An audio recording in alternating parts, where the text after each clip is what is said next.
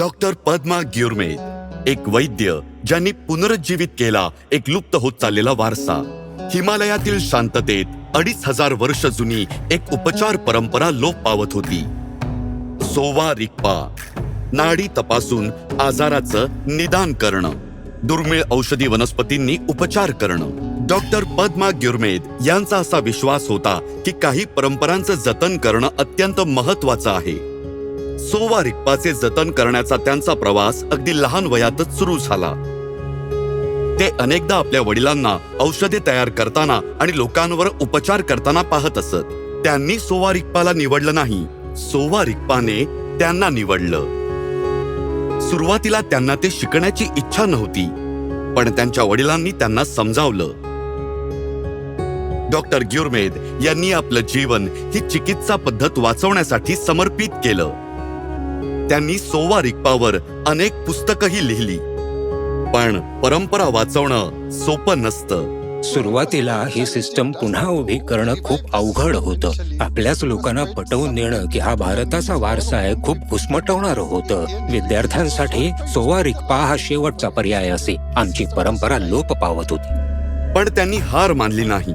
Doctor ग्युरमेद यांनी अनेक सोवा रिग्पा अभ्यासकांना एकत्र आणलं, अनेक परिषदा आयोजित केल्या आणि प्राचीन ग्रंथ गोळा केले.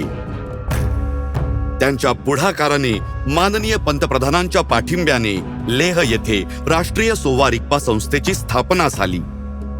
पण संघर्ष इथे संपला नाही.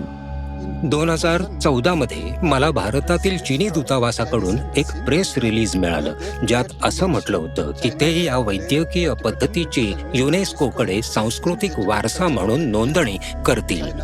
डॉक्टर ग्युरमेद यांनी सर्व संबंधित कागदपत्र गोळा केली, एक फाईल तयार केली आणि पूर्ण तयारीनिशी पुढे गेले.